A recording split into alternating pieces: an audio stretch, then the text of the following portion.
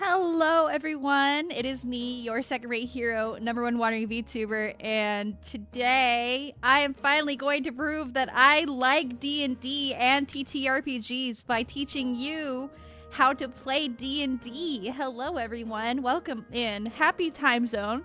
Happy second stream of the day if you were here for the top secret co-working stream.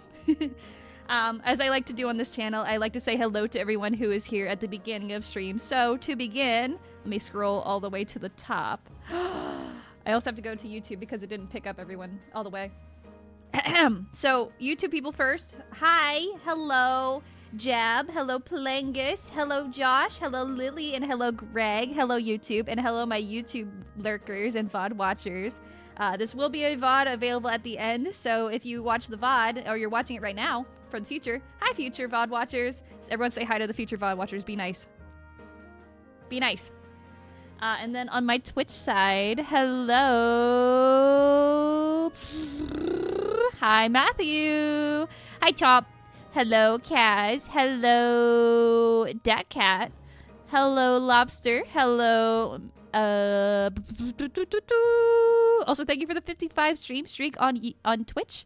For everyone who is doing a lot of streams on that side. Hello, Chi. Hello, Celestial Disguise. Hello, Lyric. Hello, Fenrir. Hello, Winston. I think that's everyone who said hi on the Twitch side. Hello, another original name. Welcome in. And of course, hello to my Twitch VOD watchers and lurkers. I hope you are all doing well today. Now, before I begin, I do want to know, raise your hand in the chat, how many people have actually played D&D before? Do you actually know what you're doing today? Hello. I know that some of you do know how to play. I know a lot of my friends and my viewers like D&D, so I just want to shout you out as well. You're probably going to hear me forget things and forget how D&D works because, to be honest, I'm very nervous. So if I ever need a fact check or anything, I'm relying on you today to make sure that I don't tell the people who have never played something wrong. That all being said, I'm going to drink some tea to calm myself down, and then we will begin properly. I hope you guys like the presentation. It actually features stuff made by, I'm pointing at the camera, by you! You helped make this presentation, so thank you to everyone who submitted for one certain thing earlier in a month or two ago, I think. Sorry, it's been a while, but I promise you're getting what you came for. Okay, let me drink. And then we'll begin. Yes, this was made due to viewers like you. Thank you. That's how she said it, right? In PBS. All right. So, as a brief explainer, just to give a very, very brief, you've never heard of Dungeons & Dragons before. Dungeons & Dragons is a tabletop RPG system made in like the 80s, maybe the 70s, I forget exactly. It's been going strong for decades now, although it's had a very big resurgence in the recent decade thanks to things like Critical Role. I started with the Adventure Zone, just to give a little bit of myself. I'm going to get into my credentials in a second, but I started with Adventure Zone. A lot of people picked it up. There's a lot of different versions.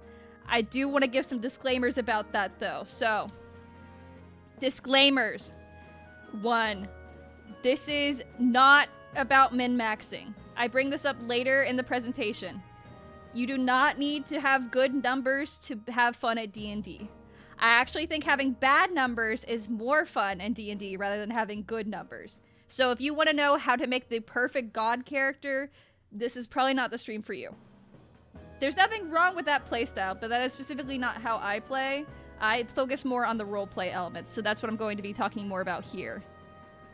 2, this is specific to character creation. This is not about DMing. Technically, I'm only going to be teaching you how to make a character sheet today, because that in itself is going to take a while. I also want to make sure I can answer people's questions regarding character creation. So I can't actually show you how a regular game would go. That'll be in the future, either when I do a second educational stream, or I run D&D on stream live and you get a live example. I will definitely not be nervous about that. And last, this one might be kind of controversial. This is for Dungeons & Dragons 2014 edition. There was a recent edition that came out in 2024. I don't know anything about the 2024 edition. The 2014 edition and the 2024 edition are both considered 5th edition. However, there's some changes to the 2024 edition that I don't know about. They changed how some classes work. I don't know anything about it. I don't want to make people think they're learning a version that they're not. So if anyone asks you if you play 5th edition, you're going to say you play the 2014 edition. I don't know anything about 2024. I'm sorry. Next. And then for my credentials, because, you know, I have to show off that I am, I'm a person. I've been playing D&D for about a decade at this point. I have my DM license right there above me, right next to the chat. You can see it. I've been doing this for a while. I very specifically have mainly been doing 5th edition. I also have played some other systems. You do see the Call of Cthulhu book right there, Vampire the Masquerade. I'm still learning how to play Vampire the Masquerade. It is a heavy book. But I've played in a couple different systems for D&D. I've played in campaigns. I've played in one-shots. I've played in a West Marches system. This might sound like a lot of different words to people who have never played before. Don't worry. I basically have played a lot of different kinds of D&D. You might learn more about that later. But also, of course, I wanted to show off my... Every good D&D player has a dice collection of some sort. Mine might be a little smaller than others. But I have it, and that's what matters. Aren't they so cute and lovely? Teehee. Let's see. Made a PF2E character. That's not the kind of D&D we're doing. I don't know how to play Pathfinder either. So, another disclaimer. If you're here to learn about Pathfinder... I am not your girl. I'm sorry. What are the dice made of? Resin and candy, but they don't want you to know it's made of candy. I've also, just to very briefly explain, I've played as both a player, so I made a character and I was acting as a character, and then I have played as a DM, so I create scenarios for people to bring their D&D characters into. So there's multiple different ways you can play. There's basically 2 sides. I've tried both sides. I'm definitely more confident as a player, but I do know how DMing works. So, to begin, let's make our character, shall we? Or rather, let's make the character you guys made. I want you guys to meet Chatter today, and I am covering the example of her name. So let me move myself out of the way. Hi, everyone. I want you to meet Chatter. Chatter is a lovely, lovely lady who you guys designed. I asked you guys, hey, what class do you like in D&D? Hey, what race do you like in D&D? And you guys gave me the most basic thing. You gave me a bard tiefling, and I said, okay.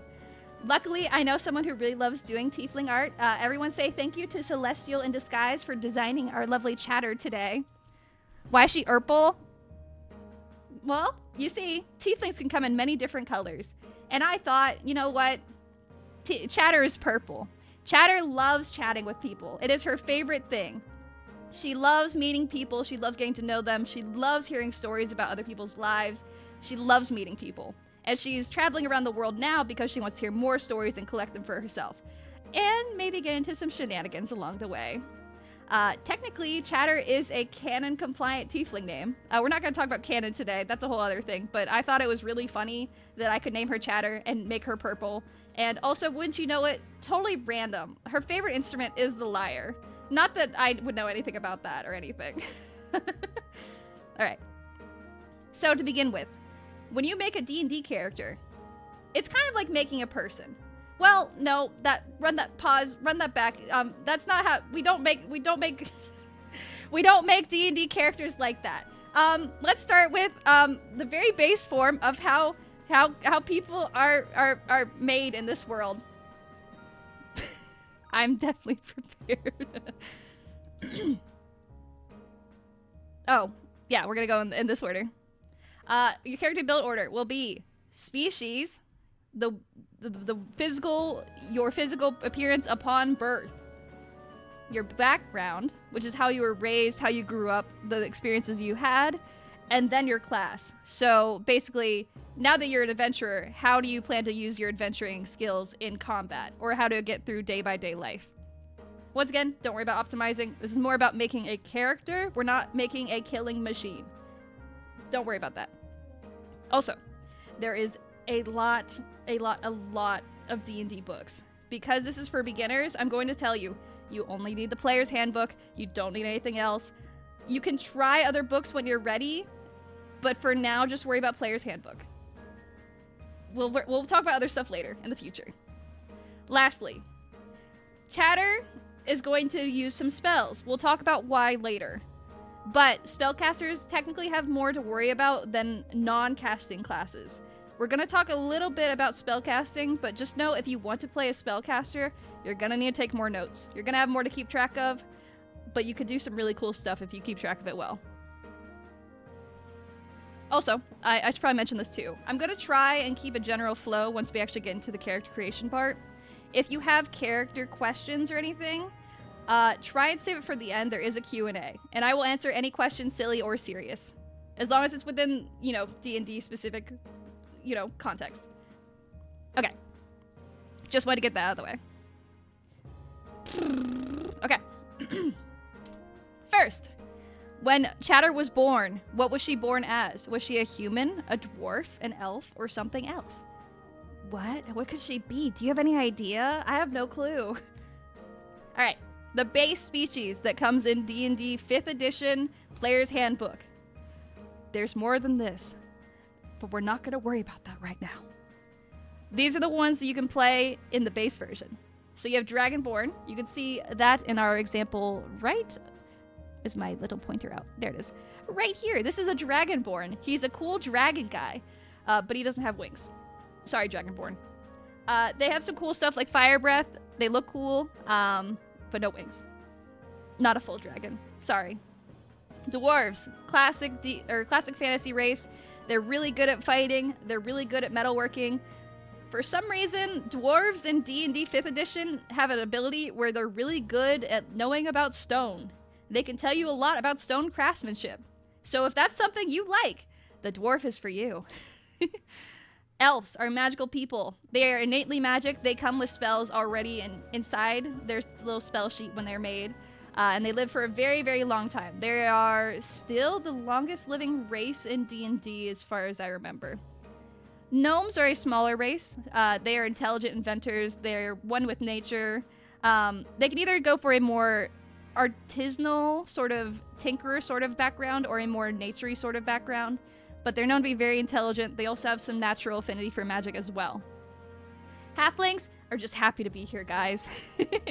Halflings are known for just wanting to travel from place to place, be happy, try to spread joy where they can, and enjoy where they're at. They have a very special thing called lucky, or halfling luck. I forget the exact term. They're allowed to do some funny stuff with rolling dice, but we're not going to worry about that right now. Half-elf is a half-elf, half-human, typically very pretty. Half-orc is a half-orc, half-human, typically very muscular. Does not have to be that way, but that tends to be how they are run. And of course, who could forget the human, which I think is you. I hope. Are you human? Are you human? And then there's Tiefling. Tiefling can be any of the above races, although it's typically reserved for humanoids, so humans. But then they have something a little funky going on with their bloodline. Either they were born to a tiefling, or somehow infernal ancestry got into their bloodline, and so they look like this lovely person over here. They can have different skin tones, they can have horns, they can have tails. They have innate magic in them as well, which we will bring up as well for our lovely lady, which I can actually show you right now. Let me bring it up on my side first. All right. All right. And here is our lovely lady for the night's character sheet. I went ahead and already pre-made some of this stuff, but I will walk you guys through it as we can. I also saved some things for us to look at later as well, and I'll let you guys assign some things as well too.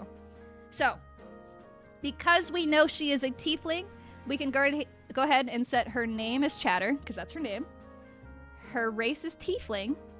And then subrace, not all races have a subrace.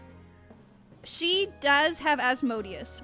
This is the only available variant in the bloodline for Player's Handbook. For other ones, it's not there's other books that have more bloodline variants, but for Tiefling right now, we're just going to worry about Asmodeus.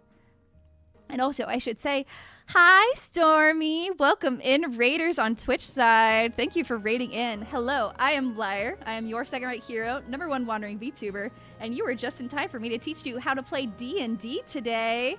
How are you? How is Banjo-Kazooie? Thank you for raiding in. We have just started, so you're not missing much. Make sure to get some water and stretch, and then if you want to learn more about D&D, I am happy to teach you today. We are teaching you explicitly, let me go back to our lovely lady, how to make the lovely character of Chatter. Look, our lovely lady of the day. I hope you guys all had a good time. I'm going to keep going with the slides, but if you want to catch up, we just started. We are just starting about species. We're making a tiefling today. I wonder what class she'll be at the end. But thank you so much for rating. I appreciate it. It's good to see you. Boop, boop, boop. Getting back to where we were. We were here. And then going back over here. Is she not adorable? I'm very happy with Celestial's work. I will show her off again. I think Celestial is going to post it on their socials later, so I'll retweet it when I see it. To get back to our lovely lady here. I think I actually covered everything. We have the Tiefling, we have Asmodeus. Oh! Two more things, actually. This is a newer thing. You're going to set creature type as humanoid for all of your characters, regardless of what race or species you're playing. And then, as a Tiefling, she gets 2 very specific things. 3, actually. As a Tiefling, she is resistant to fire damage. She has infernal ancestry, so she's pretty used to the hot temperatures. When someone does fire damage to her, it does not do as much. And then Infernal Legacy means that she is able to cast spells ahead of time. She does not need to be a spellcaster in order to cast some spells, although she only gets 1 right now. It's not very big, but as she gets more levels, she'll be able to do more spells in the future. And then, it's very common for characters in D&D to have dark vision, which means that they can see in the dark. For her, she can see 60 feet in the dark. Lucky her. Must be nice. She also is able to understand both Common, which is basically the common language, and then Infernal, which is the type of language that devils speak. This is something innate to her. And then I think that is it for the character sheet for now. So going back to our presentation. Boop. Next, we're going to talk about personality. Okay. Chatter was just born. She is a new baby girl. What is her personality like? Where does she come from? How does she grow up? What does she grow up to be? The things that shape her will also shape some of the stuff that she does as a character. It does also change some stats about her as well, which we'll get into, but this is more about the character rather than the stats. So to begin, the background. Before she was an adventurer, Chatter really liked entertaining people. She loved instruments, she loved meeting people. People who entertain get to talk a lot to a lot of people, and she probably really liked listening to the traveling bards come by and tell their stories. So for her, she's an entertainer. For you, it might be something different. Maybe you're just rich. Maybe you're just a noble. Yes, being rich is a personality trait in Dungeons & Dragons. You could also have other things, like you could be a guild artisan. Maybe you grew up being a carpenter or a stonesmith. Maybe you're a criminal. Maybe you're a charlatan and you haven't been caught yet, so you're not a criminal. Or you could just be a soldier, or you could just be poor. The world's your oyster. For her, though, we're going to set it as being a background of entertainer. So if we go back here, you'll see that right over... Oh, do I not have the background? I think you have to change... Yeah, you have to change it. Here, we'll set her background as entertainer. As an entertainer, she does get some extra things as well. So, as an entertainer, she gets something... Oh, that needs to be moved. Oopsie. We'll talk about that in a second. She gets something called by popular demand. As a bard, people love bards. People love listening to people sing, and they're willing to let you stay at their place if you promise to entertain them well enough. You know, per night. Usually that can be anything from, you know, orating really good, or singing, or playing an instrument. For her, she's a bard, so she knows how to play the lyre, which is right over here. She gets a proficiency with a musical instrument right away, if I remember correctly, as a bard. So she's good with the lyre. She's good with a disguise kit. Wonder what she needs that for. And then in addition, she gets some funny items, like her instrument, which is a lyre. I don't know why she uses that specific instrument, but who knows. She has a love letter. Ooh, I wonder where she got that from. You get a token as a bard, an entertainer rather. Each background comes with some items that you can use to flavor your character in different ways. So for a entertainer, you get a keepsake from someone you met long ago. For her, I picked a love letter, but you might pick something else like a locket or something from a family friend or from her family. Urchins, for example, also get to have a pet rat. That is something they get from their background. And nobles, you get more money. That's how you get to make money. And then, let's see. I think I did that. The other thing that backgrounds tend to give you, and it's not something that's required, is it allows you to create character traits for your character, giving some examples. I use example templates for the entertainer background here. So to give a brief example of what I almost called her Charity. Chatter is like, she loves gossip and she loves rumors. Whenever she goes somewhere new, she goes to the pub, she goes to the bar, she needs to find out the tea of this place. And also just some cool stories. She loves story time. And then she, of course, has an ideal. What does she strive for as a person? What makes her want to go out and adventure? For her, she likes people. She loves people so much. She loves seeing them smile when she performs. She loves getting to know them. That is the most important thing to her. That is what drives her to do the things she does. This is also sort of similar to Bond. Bond is often used to sort of give you a backstory in some ways, or someone that is tied to you. So for example, the instrument is her most treasured possession, and it reminds her of someone I love. Is that related to the love letter from before? Or maybe it's someone else. Maybe there's a love triangle. These are the kinds of things you can do with the character traits like this. It does also give your DM something to work with as well, to give little tidbits, little sprinkles of your character's backstory into the game. And then flaws. People are interesting because they have flaws. At least I think so. So for her, she loves people. She loves people so much. Sometimes when they're a little too nice, she'll do whatever they want. Or if they're a little too pretty, she might do whatever they say to do. You can also have other flaws, obviously. You can be a multifaceted creature. But tends to be the flaw here is like the big flaw. Like what would tempt her to do something that she's not supposed to. That kind of thing. So that is it for background, I believe. I believe so. So going back to our presentation. Let me go back here. All right. Alignment. Alignment is very tricky to talk about in 2026. Oh my gosh, it's 2026. Also, what is this? Go away. Okay.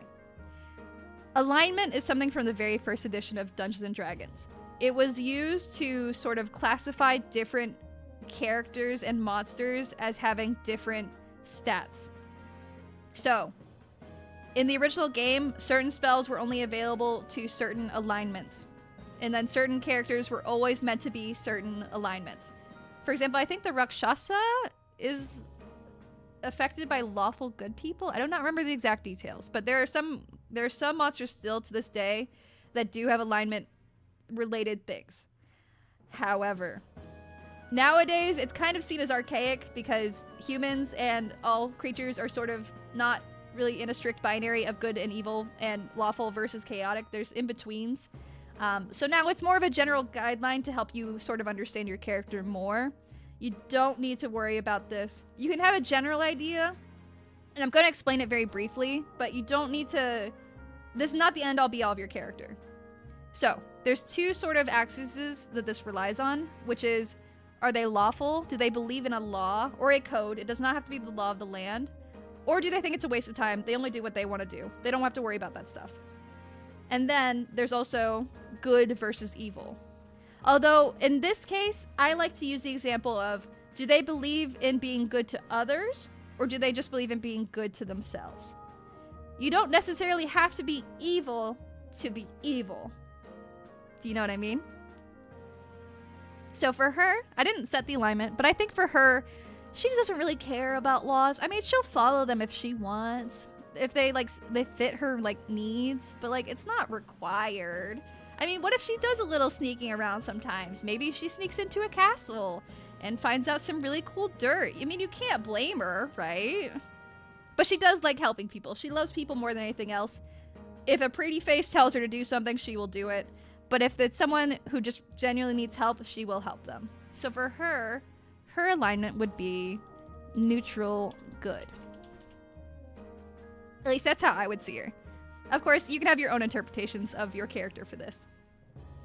And then, boop. Next. Step 3 is class. This is the most important thing about your character when it comes to combat and stats. So, she grew up, she was an entertainer, she learned how to play the lyre, but she wants to do more. She wants to go out and see the world. How does she decide she wants to do combat when the need arises? Does she decide, I'm going to hit things really, really hard?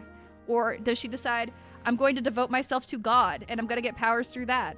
Or maybe she's just like, I want the devil to help me do magic really good. None of these really sound like her though. But what does sound like her is she loves music, she loves magic, she's a very magical person to be around. So for her, bard makes the most sense. So, we'll go through all of these very, very briefly, but we will set her up for bard at the end. Alright, so, to briefly explain it, for your D&D character, if you want to make one, barbarian, you have a deep, deep rage within you that you let out and it causes really big damage. You are a frontliner, mainly, who does a lot of melee damage. Your primary stats, which we'll get into later, are going to be strength, how hard you hit, and constitution, which is how hard you can be hit in return. Your main important ability here is rage. This is an actual skill you have. When you go into a rage, you're able to do a lot more damage, you can take less damage, and you sometimes get special effects depending on your subclass. We aren't touching subclass today, but just know that subclasses further divide out the different kinds of a class you can be.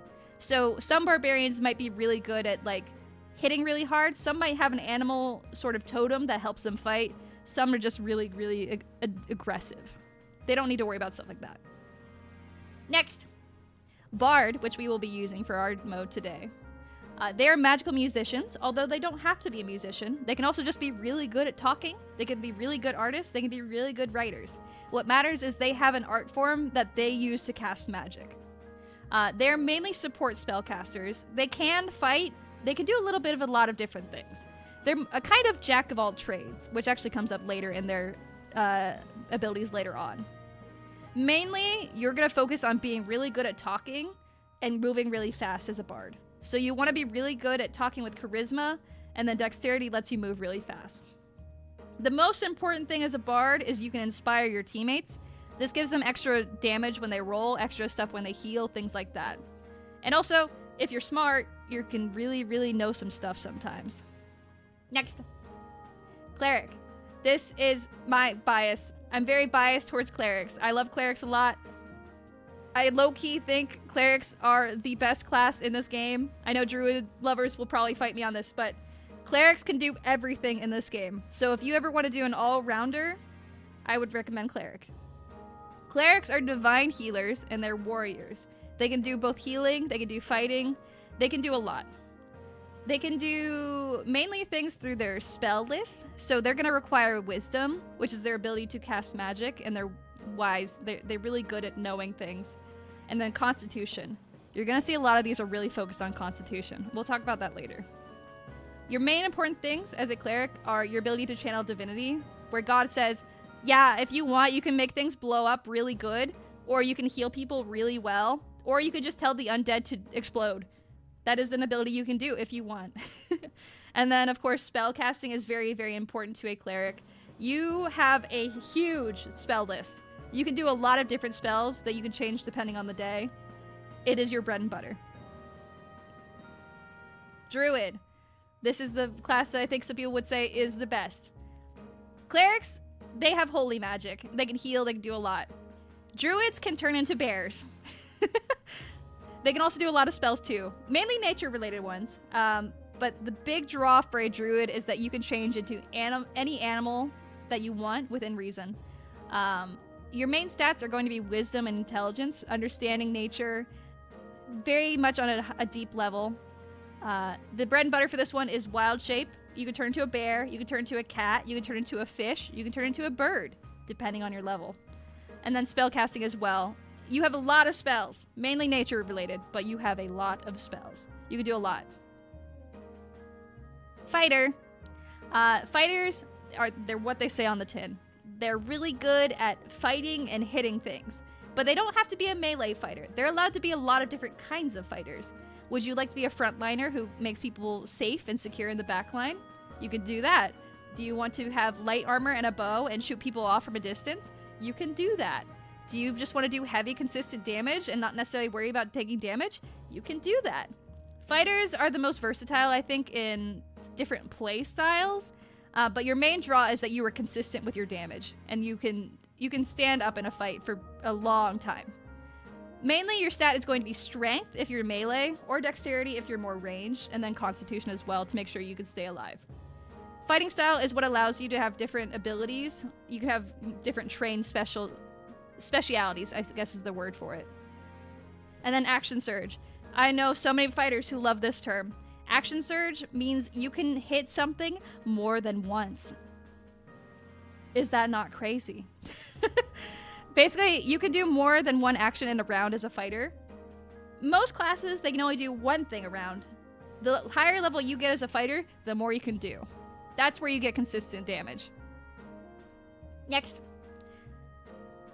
I know some people who are going to be upset with me with this one. Monks are masters of magical martial arts. I don't know where their abilities come from. I low-key think that they just kind of exist in this world. I have never played monk in my life, but I know what they do. They use ki is their method of doing damage or doing certain abilities.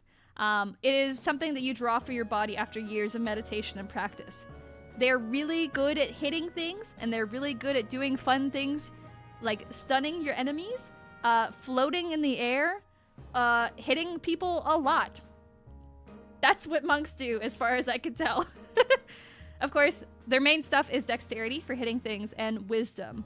Wisdom, I believe, affects how much ki you have. It's kind of like spellcasting in a way, but it's also not like spellcasting. What it does do, though, is the more wise you are, the harder it is to hit you. Don't ask me how that works. But they can do a lot. I've seen a lot of people do some crazy stuff with monks. I've always been surrounded by monk players. I just don't know how they work. Paladin, another one I'm very biased towards. Just like clerics, paladins get their power from a higher power. It does not have to be a god. Rather, they get their power from an oath that they take. It could be towards a god, it could be towards themselves, it could be towards another. But what matters to them is that they take care of their oath and their oath alone. They are mainly tanky frontline fighters. They can also act as support, as they are also able to access healing magic. For them, their most important stat is strength, charisma, and constitution. Although you can kind of change these out based on what kind of paladin you want to be. I've played dexterity paladins before. It's not necessarily recommended because if you ever want to go outside of being a paladin, you need high strength. But you can do whatever you want. This is D&D. It's literally a made-up game. The most important things for you, Divine Smite. God said, "You are so powerful, I will give you a holy aura to smite your enemies down in holy fire." You do big damage when you hit with a smite. And then, on the opposite end, if you ever want to hold hands with someone, just know that your hands are so nice and warm that you get free healing just by holding hands. So you have a lot of different options as a paladin as well. Ranger.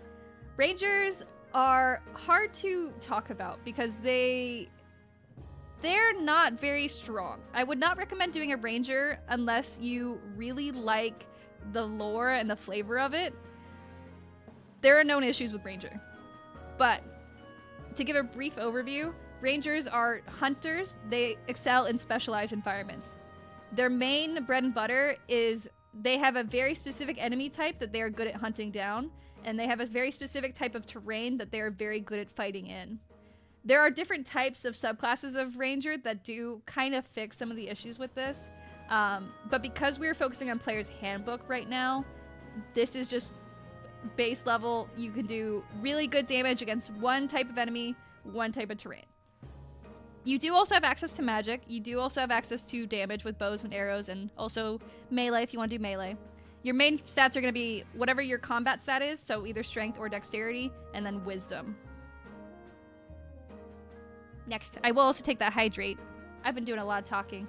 Reminder that if you have any questions, by the way, I'm going to be saving those for the ending. just so I can make sure everyone gets time equally, and that way we can get through all the slides in time. But I will be going back to slides as needed, so if you have any notes, make sure to write them down, and I will get back to you. I promise. I pinky promise. Tea is good for you. All right. Rogue, you're an edgelord. You love being a little sneaky guy in the shadows. You love hiding in the dark, waiting to stab someone and kill them. At least that's one flavor you could do. Mainly, rogues are the dedicated sneakers. They are doing stealth good. They are really good at getting in and getting out. You do not have to run them as a skulker, though. You could do a lot of different things with them. Mainly, you're a hit and run fighter, though. Your primary stats are going to be dexterity and intelligence, because oftentimes you are the dedicated lockpicker as well. Good luck! But it's not all shadows. You do a lot of damage as a rogue. If you are able to pull off a sneak attack, which is actually kind of easy depending on circumstances, you get a lot of extra damage out of it. And you don't have to worry about getting out with, like, no damage. With cunning action, you're able to get out of situations a lot easier than if you were a regular fighter. Also, you like sneaking around probably, and you're probably an edgelord. And that's okay. I respect you for who you are. Sorcerer. This is where we get into more of the magic-y people for the final couple. Sorcerers are spellcasters with magic in their veins.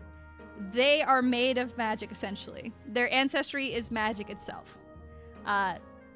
They are able to manipulate magic in ways that other people can't through something called meta magic. So if you want to cast a spell that usually requires you to shout, you can do it silently instead. Or maybe you have a spell that only attacks one person. As a meta magic user, you can now make it target more than one person. You're able to basically be really creative with how your spells end up coming into reality. And of course, your sorcerer's origin gives you some certain traits as well. Maybe your origin was you have draconic ancestry in your veins. Even if you're a human, you can have a draconic ancestry. And that means you get some cool stuff like wings, I'm pretty sure. You get scales on your skin, you get some fire magic, or breath magic rather. Lots of cool stuff. Maybe a fae little fairy was like, oh my gosh, I love this child. I'm going to ruin their life and make them magic. And now you have fae abilities. The good people are very, very curious things. For them, as a sorcerer, your most important stat is going to be charisma, because your magic is literally part of your ability to talk good, basically. And then constitution, making sure that you don't hurt when you get hit. It's time for everyone's favorite sugar baby. Hello, Warlock! Warlocks are magic users who have made a deal with a higher being. It's not God. Although you can have celestial pacts, you're likely going to have made a deal with something that's a little more nefarious. You might have made a pact with the devil. You might have made a pact with a fae creature. Maybe you made a pact with someone you do not quite understand. But this gives you access to very powerful spells at the cost of not having as many spells as other characters do. You have less spell slots you can do in combat, but because of your deal, you get access to different abilities like cool weapons, cool spell books. Maybe you have a really cool familiar, and you can do some abilities without the need of a spell slot. Spell slots, as a very brief explainer, basically how many spells you can do in a day. You only get a certain amount as a warlock compared to everyone else. But you're always going to be at the max level for whatever you're doing. So you may not have a lot, but you're going to hurt whatever you do. And then last, but not least, old nerd. It's a wizard. Wizards are people who focus entirely on magic. While you were busy out at the club, they were studying the tome. They know a lot about magic. They have a very specific focus on certain schools of magic. And specifically, you can learn any spell you want. For many different spellcasters, you only have access to a certain number of spells at a certain time, especially for known spellcasters. If you just happen to find a spell scroll as a wizard and you don't know it, you can just put it in your spell book. And now you know the spell, within reason. You do have to pay for it too. But, you know. You went to college, hopefully, in the School of Magic, so you do have a very specific focus or field of study that you like, and that does give you certain effects as well. For example, if you like Fireball, You can go to fireball school, and you can make your fireball so good it doesn't hurt the people in the fireball. I don't know why you would do that, but you can force the fireball to not hit people inside your fireball. If you want. Your main stats are going to be intelligence and wisdom. Of course, as a wizard, your focus is on education and learning. So therefore, your stats will reflect that. I believe... Oh, get that out of here. Oop. Yeah. So, we're going to go back to Bard very quickly. So we can talk about our lovely chatter. Alright. So, our lovely, lovely chatter is a Bard. What does that mean for her? Well... Boop, boop, boop, boop, boop. I have to pull it up on my side. There's a couple things. For her, her health starts at 8 plus whatever her con is. For now, her con is a 13, but we're gonna maybe increase that later. So I'll leave this alone for now. As a bard, she gets bardic inspiration, like we talked about earlier. Whenever she helps someone with a bardic inspiration, they get an extra D20? I forget. Sorry, I'm not a bard main. She gets an extra D6 to someone. So if you're attacking someone and you need an extra D6, you can roll that D6 on top. They do more damage. Potentially. Maybe. We'll see. In addition, she also gets some other cool stats. She is able to cast certain spells, which I've prepared here. We'll talk about that in the spellcasting section.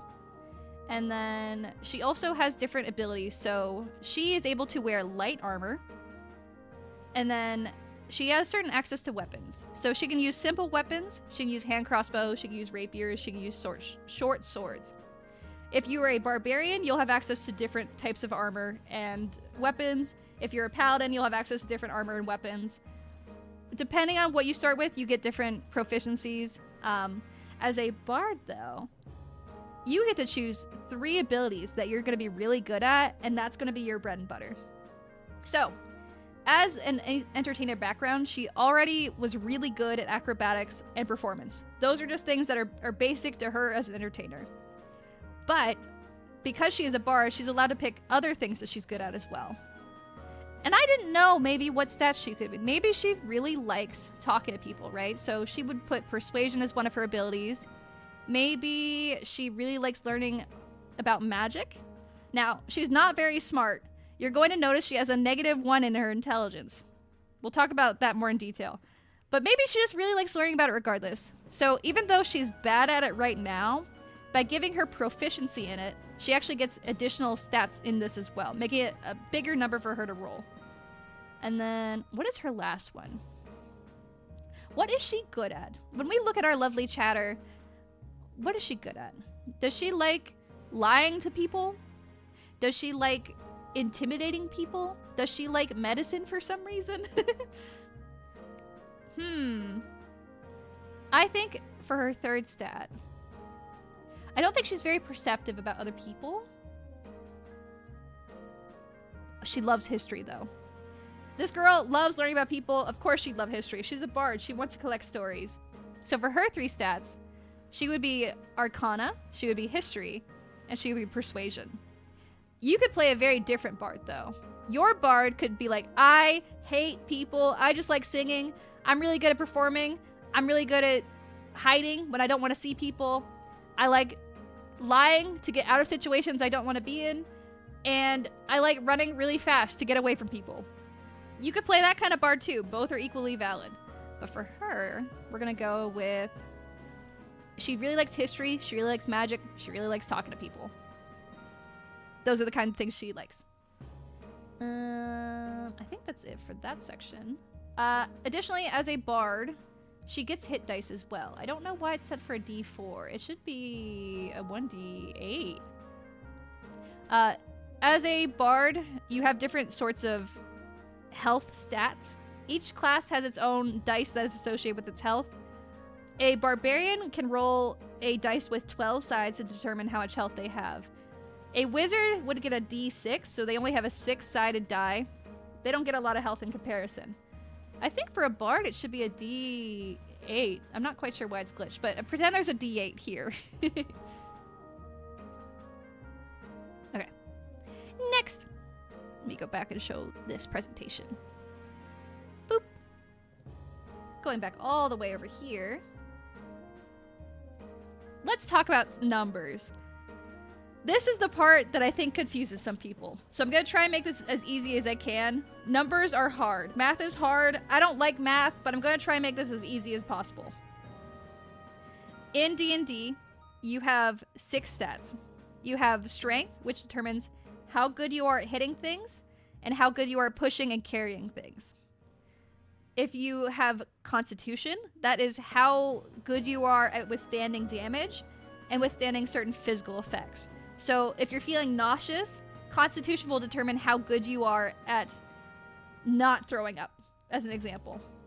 Dexterity is how good you are, how nimble and quick you are with speed and things like that. So if you want to pickpocket someone, that's dexterity. If you want to do a sick flip, that's dexterity.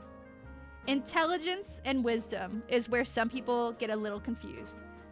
Intelligence, in the best way I can explain it, intelligence is knowing that tomato is a fruit. Wisdom is knowing not to put the tomato in the fruit salad. Intelligence is raw facts and knowledge. Wisdom is about street smarts and more understanding situations and picking up on context clues. So if you want to know history and arcana, things like that, like hard facts, you would look at intelligence. If you want to be able to perceive context clues and situations, you would pick wisdom. Wisdom also is one of the main stats for people who do magic if they're a cleric or a druid. If you're a wizard, intelligence is your stat. And then charisma is, are you good at talking? Can you, as the kids say, riz? That's that stat. It can do everything from lying to people, to intimidating people, to just being really good at talking to people. And for warlocks and for sorcerers, your ability to talk good determines if you were able to cast spells good. And the same thing goes with Bard. So, knowing all that information, we are given these numbers. Now, you can change these numbers to be different numbers. There are different systems to let you make different numbers for your character. I am using something called standard array here. You, as a new player, are going to be using standard array. This is just the easiest way to figure out numbers. When you get a little bit more experience, you can play with these numbers, but for now, we're going to focus on these numbers. So, going back to our lovely lady, I already put her stats in. So, I know the most important thing for a bard is charisma. She loves talking to people. She's gotten really good at talking to people. The highest number gives her the biggest number. She gets a 15 here. After that, she's likes being a little quick with it. Sometimes she has to run away from situations she should not have gotten herself into. So her next highest stat would be dexterity with a 14. After that, this is where it's a little bit more about numbers, is why I put this here. I gave her a 13 in Constitution because Constitution is technically the most important thing for a spellcaster to have. Outside of their spellcasting ability, Constitution makes sure that you stay alive, and Constitution makes sure that if you're concentrating on a spell, if you have a spell that lasts more than one turn, you need to concentrate on it. This makes sure you can stay focused on it if you take damage. So that's her highest stat after these two. After that, listen, she's not the smartest, but she can pick up on some context clues. So I gave her a 12 in wisdom. She kind of can understand certain situations. Strength, she's not the strongest, but she's not the weakest, so she gets a 10 here. But she's not very smart. So she gets a singular 8 as her final stat in intelligence. So, really good at talking, not so good at understanding facts. And then there's the in-between here. You may have noticed the next part, though, where it says you need to add a +2 and a +1 to 2 different scores. In base 2014 D&D Player's Handbook, races do give you certain stats. So you're able to give a +1 to some stats depending on what species you are. However, most people don't really care for that. Now it's more common to just add a +2 and a +1 to 2 different modifiers. That's technically one of the only things I'm going to give as an example outside of Player's Handbook. Just know that this is not technically Player's Handbook compliant, but it is D&D 2014 compliant. So for her, if we go back to our screen, I didn't put these stats in yet because I thought it would be too confusing. There are different methods for how you do this. I'm the kind of person where I like nice even numbers. So if I was doing this, I would put the +1 in charisma, and I would make this a 16. And you can see it goes to a +3 here. And then for the +2, I would put this... in the wisdom. Because I think she's a little bit more perceptive than I initially thought. So now you can see there's 2 nice even numbers here. We still have the 13 here. I can't do much about that.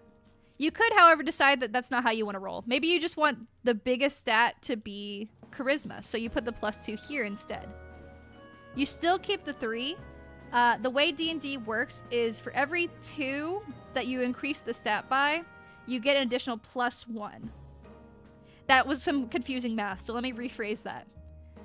10 is your baseline level.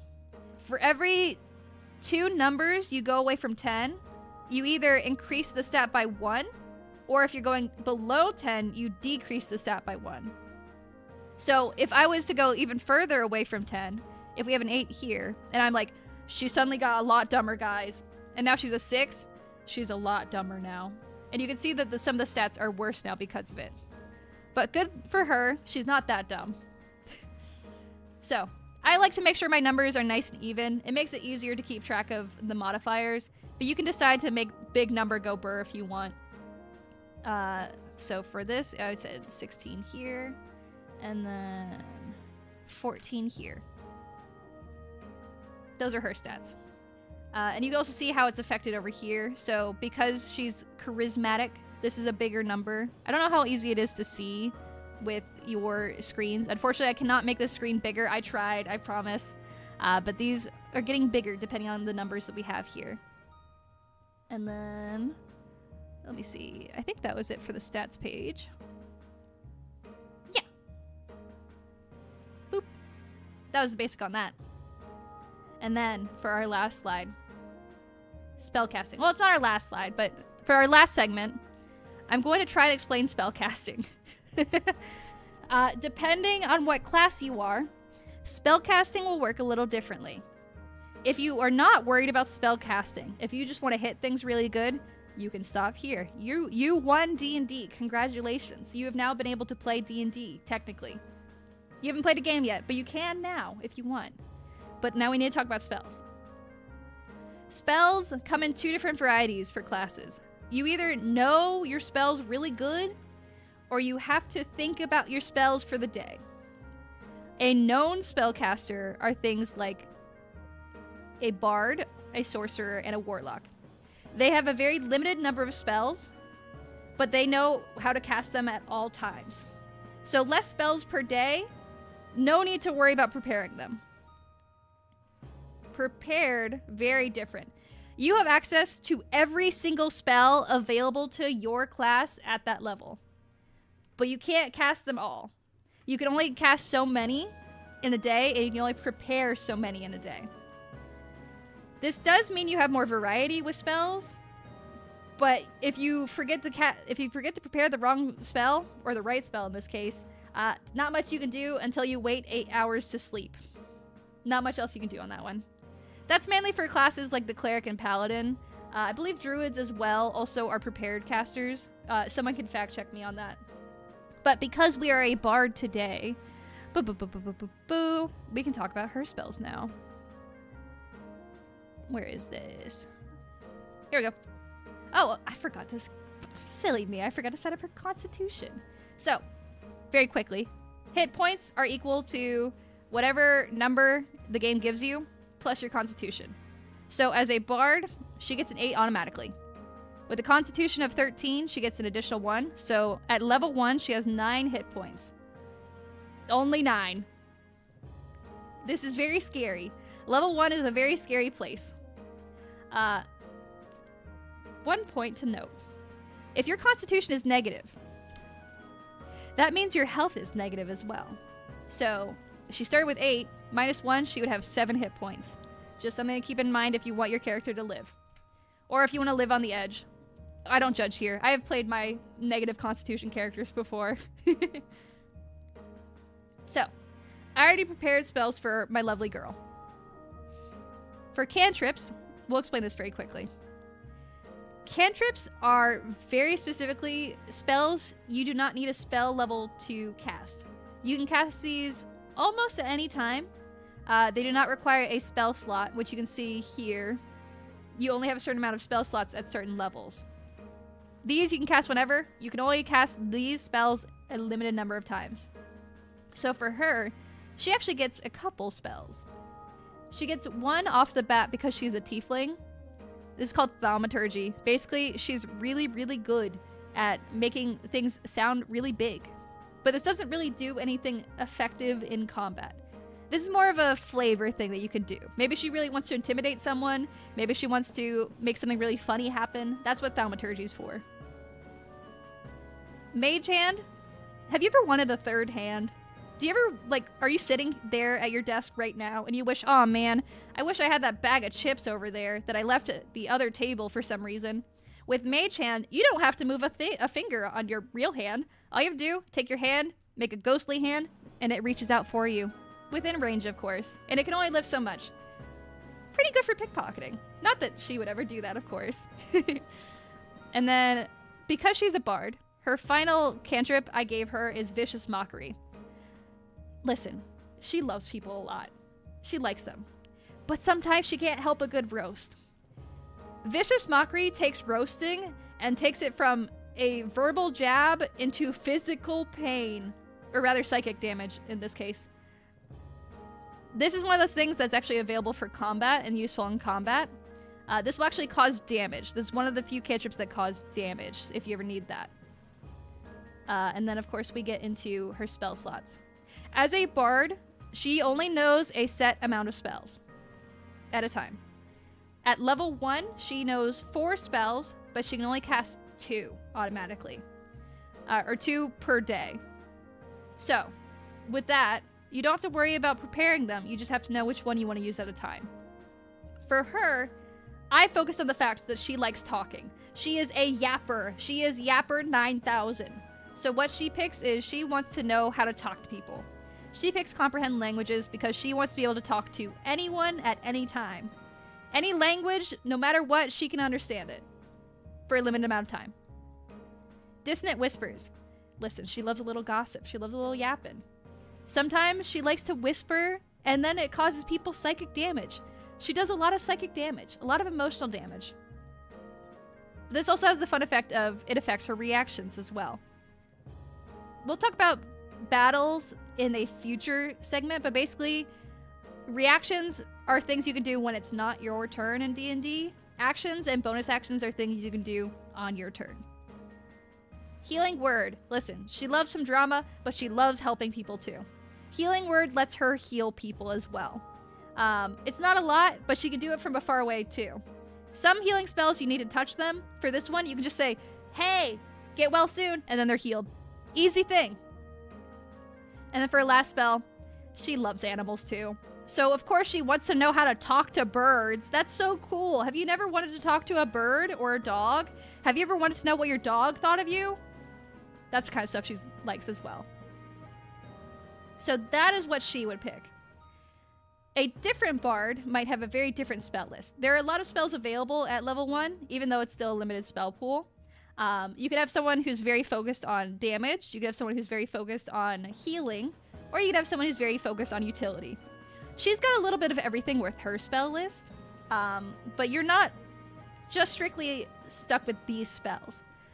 D&D has a lot of spells. Bards have a lot of spells too. But you don't have to worry about that right now. These are just very basic ideas.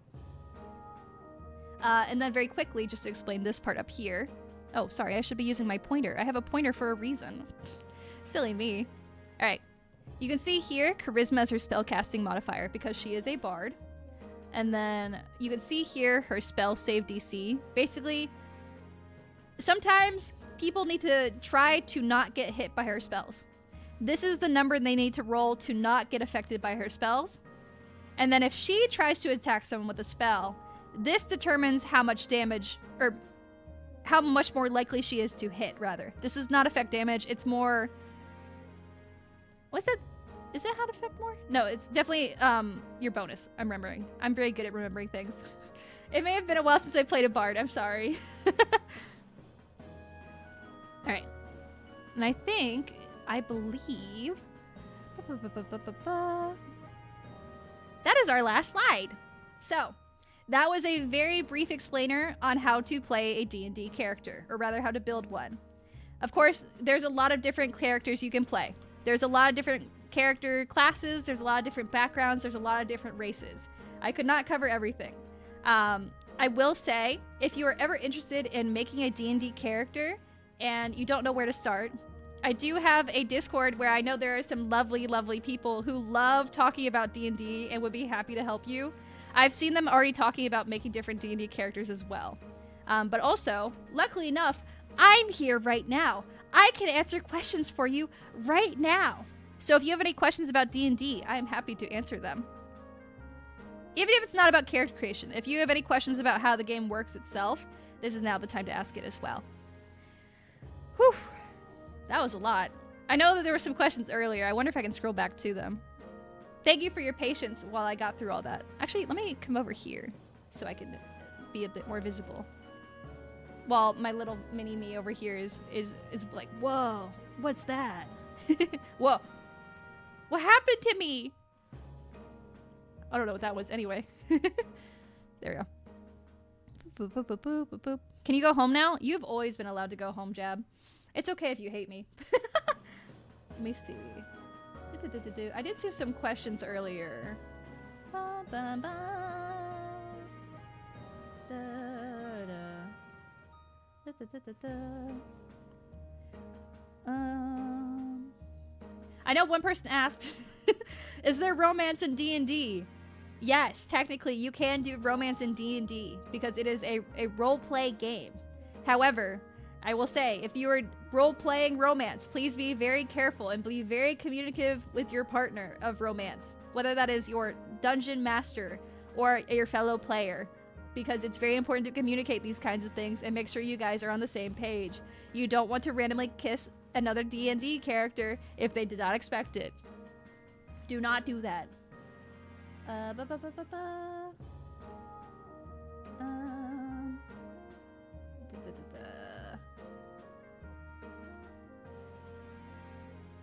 I'm joking. Okay, well, I mean, you're allowed to go home if you want. But I had healing what? Chomp? Why are you talking about healing? Oh, you're talking about lay on... Okay, I was like, what in the world? Where did that come from? Is that Riz? Chat, is that Riz? Rolling a 1 on a kiss? Why are you rolling to kiss someone? How often are you rolling to kiss people? Oh, I guess that's a good point, actually. When you roll dice, you typically are rolling dice because you want to make sure that you can do something. There's some things like you don't need to roll to breathe, right? Like, you can breathe without trying. Although you are manually breathing right now. I want you to know that you are now manually breathing. Welcome to the club. But if it's something that you may or may not be able to accomplish, that's when you'll roll dice. If you need to roll to kiss someone, that might be for, like, a willpower thing, like making sure you have the guts to do it. Or, you know, dexterity to do, like, a brief kiss, I guess. I don't know why you need to roll to do it, but I guess it's up to your dungeon master's discretion, I think. I don't know. Have you ever had to roll to kiss someone? Can I get some fact checks by my people in the chat? Have you ever had to roll for romance? Just want to say, as a D&D, I'm looking forward to see you grow. We'll be watching. Thank you so much, Grin. I really appreciate that. I really hope to do more stuff in the future for D&D related things. I want to do another part where I actually explain how to play D&D. I'd like to do games on stream sometime. I do have people in the background who are helping me run test games. So if you're part of my test audience, thank you for doing that. Additionally, if you have played D&D before, if you also, like me, have a decade of experience, 200 years or whatever, I want to say thank you for reading or listening too. I hope I didn't flop on anything. I didn't see anyone fact-checking me. I did see fact-checking about Cleric, actually, but... Automatic, thank you for the tier 1 sub. I really appreciate it. Thank you for listening in today. Well, I guess that's a good question. If you have played D&D before, what do you think is the best class to start with? Because I think for me, I kind of ended up with the worst path for starting D&D. I started as a wizard. I did not know what I was doing, and none of the people in my party were healers, so it ended up that I had to multi-class into a cleric. I want you to imagine how that was, having no knowledge of how D&D works, because that was my very first character. Having 2 different spell sheets, I definitely did not do the magic rules right. Magic is very complicated already. If you multi-class into 2 different spellcasters, good luck. Rest your poor soul. I do not understand it. Depends on if you're playing with a beginner-friendly group. That's the other thing, too. I mean, if you have a good enough party, any beginner can play anything, and eventually you will need to learn every class, too. I will say, there is one class I did not talk about today, because it is not part of the player's handbook. It was added later, but it is an official class. Oh my gosh, I can still speak. There is something called Artificer, which is more about mechanical magic. I am Artificer's #1 defender. I love Artificer. The people I play with, they don't like Artificer. I've been banned from playing Artificer. It makes me so sad, but I love Artificer. But it's not something you can play right off the bat. It is also not necessarily the best class in the world, but I still love it regardless. Even if the world hates me for it. I think if I had to say what the best starting classes are, I think probably fighter is the best, I think. Just because your main focus is hit and hit good. You don't have to worry about anything else, I think. Maybe monk, I don't know. Monk is... I've literally never played a monk. I was trying to keep track of all the classes I've played. I have never played a monk. I've played a bard. I have played an artificer. I have played a barbarian. I have played a cleric. I played a druid. I played... What's the alphabetical order? Wait, I have to go back. Run it back. Where is this?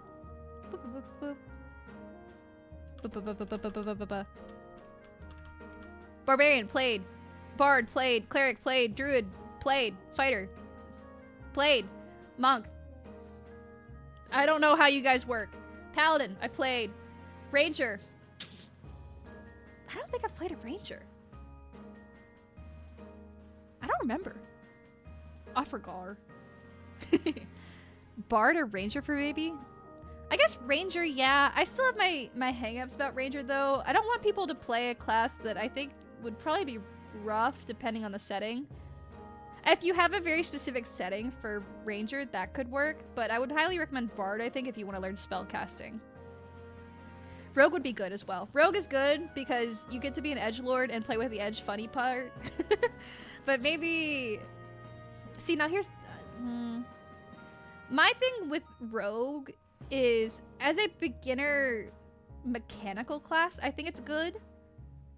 For roleplay purposes, I tend to want people, if they're new to roleplaying, to have characters that maybe want to talk a little bit more. This is just my personal philosophy, and you can feel free to disagree with me. This is just how I feel. I think new players need to have characters that might be more friendly and more happy and excited to roleplay. Especially if you have a brand new cast of players. That way they're just more encouraged to roleplay, is my opinion. There's nothing wrong with being a broody edgelord, but a good roleplayer will know how to play with the party despite that. Do you know what I mean? Can I not be Chuny? You can be Chuny if you want. Actually, low-key, I think a Chuny character would be really funny as a first character. I think that's a good way to, like, force yourself out there. I just want people to be careful and make sure that they talk to people. I played a rogue. Have I played a rogue? Yes, I have. I played a sorcerer. I played a warlock. I played a wizard. Yeah, I played all those. Let me bring you guys back over here. There you go.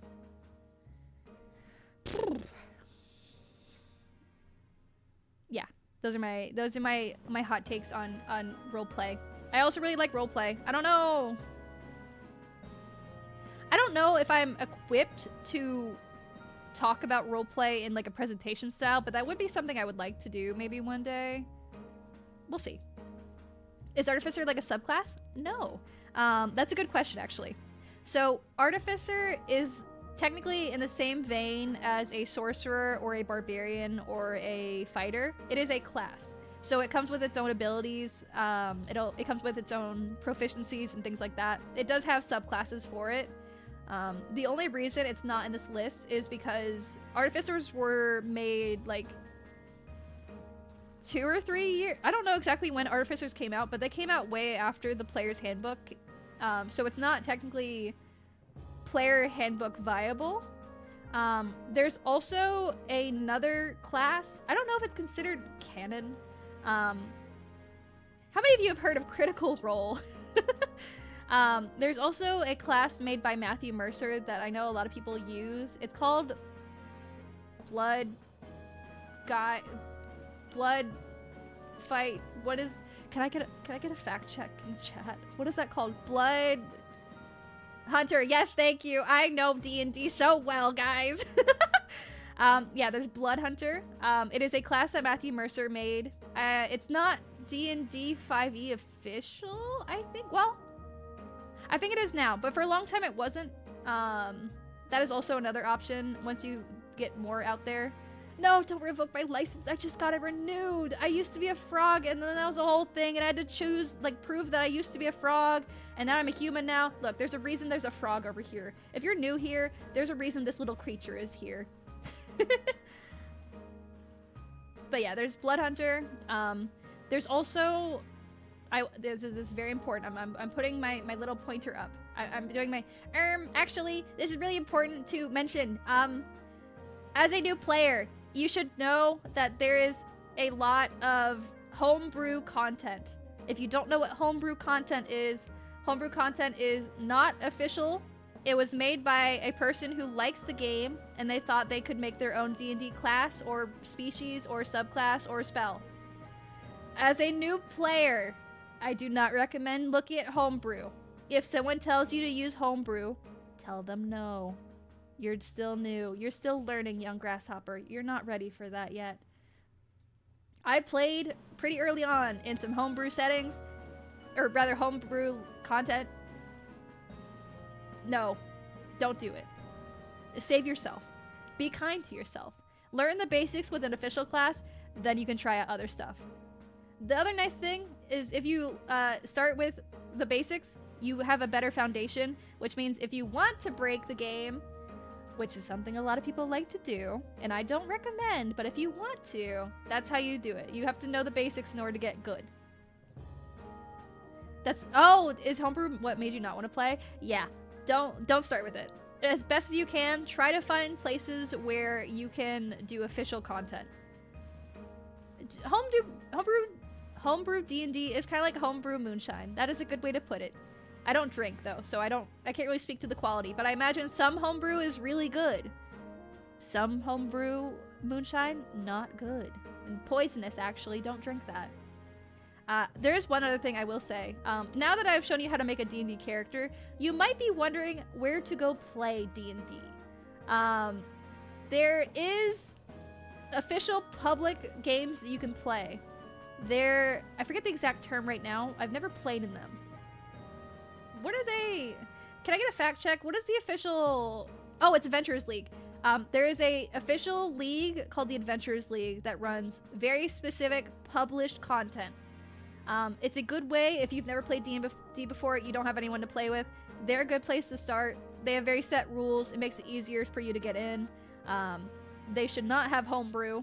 If they're allowing homebrew, that's not official Adventurers League as far as I'm aware.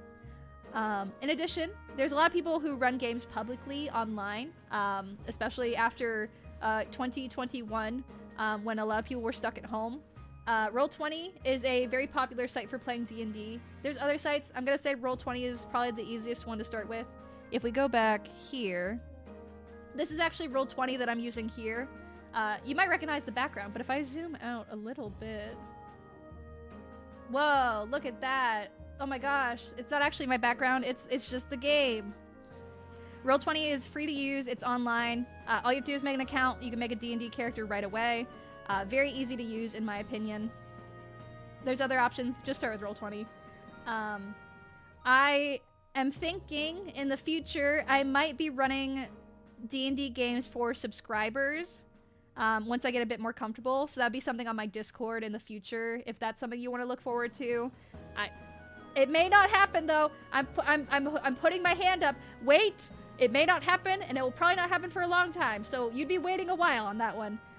But there are people I do know that like D&D in my server, so maybe if someone wants to put together something like that, I would be ecstatic, actually, if that ever happened. That's low-key one of my goals, is to make people want to play D&D. So if this made you want to learn more about D&D, I have done my job. I'm good here. I'm done with the stream, actually. I don't have to do anymore. But that's how I feel. There's also West Marches games, which is a system where there's a lot of DMs, there's a lot of players, they all sit in a Discord server, and then they play D&D together in a big setting. Those can be harder to get into. As far as I'm aware, most are invite only, or you have to interview. Probably not good for starters, though there may be some. I don't know. But we'll see. We'll see. Maybe. We'll see. Someone needs to run a one-shot. I mean, I guess... Okay, to very briefly explain. I am planning on running a D&D one-shot kind of West March series in the future on this channel. I already have people in the background who I'm using as guinea pigs to try this out. This is based entirely on my lore. It is an original setting. It does use mostly player handbook stuff. It'll be pretty basic. It is limited in what you can and can't do. So if you want to watch content like that in the future, like and subscribe. Hit the funny bell notification. And enjoy D&D. There's also other ways to enjoy D&D if you can't play. There's podcasts. Critical Role is on season 4. I don't know what's happening. I have not been able to keep up, but Critical Role had a really good season 2. Season 2 was great. Loved it a lot. I think it's a good place to start. There's other ones like Adventure Zone. It is a complete series. It is a bunch of family members got together and they played D&D together. I did cry. It was my intro into D&D. Really liked it. Is Critical Role like a comedy? Critical Role is more a drama. It takes itself very seriously. That is the other nice thing about D&D as well, is there's very different tones you can take with it. Adventure Zone was much more comedy until it started making me cry. Critical Role is always a lot more serious, although there are funny moments.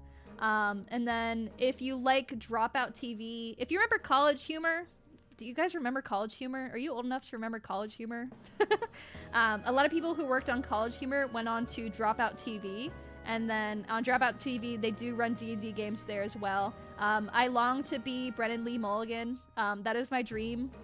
Most people talk about the Matthew Mercer effect in this field. I want to be Brennan Lee Mulligan. I remember College Humor. Oh my gosh, you guys are so old. Sorry, hi. Thank you all for being here. My fellow old people, it's so good to have you here. I like not feeling alone.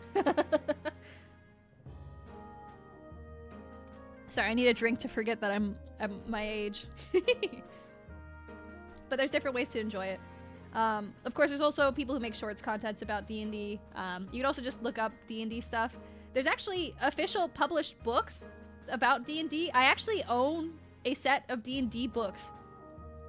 It's about Dritz to Erden. That might have just sounded like word vomit I just said if you don't know anything about D&D lore.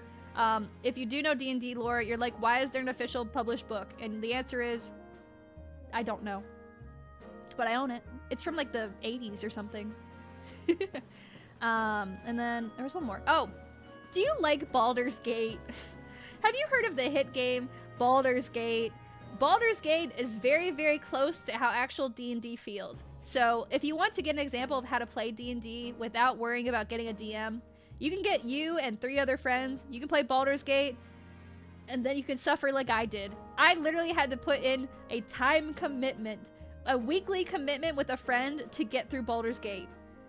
It took us months to get through Baldur's Gate. I had never beat the game before. Shout out my one friend who I can't name because that would be doxing, but you know who you are. Thank you for helping me get through D&D. Or Baldur's Gate, rather. But there's other games that are based on D&D as well. And Pathfinder. I have to make a confession, though. I really don't like Pathfinder. I really don't like Pathfinder. I can't play Pathfinder. If anyone ever asks me to play Pathfinder, I can't play Pathfinder with you. I'm sorry. It's not for me. I'm sorry. Don't make me play it. Baldur's Gate is multiplayer. It is, actually. It is up to 4 people, so you and 3 friends. And if you do that, it's kind of harder to romance people, because I know romancing is very, very important in Baldur's Gate. Shout out everyone who romanced, insert your favorite character here, because I don't know who your favorite character is, but I want to appeal to you. That's definitely my favorite character, too. Oh yeah, Baldur's Gate 3, also very easy to get lost in. Very much like real D&D. There's a lot of side adventures and getting off the main plot. Very accurate to real D&D. So, like I said, very accurate to the actual experience.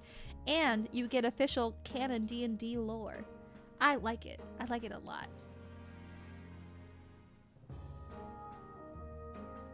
Favorite character, Scratch the dog. Oh, you're right.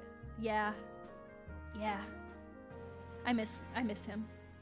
I want him back now. Yes, everyone who is saying my favorite character, that too is my favorite character.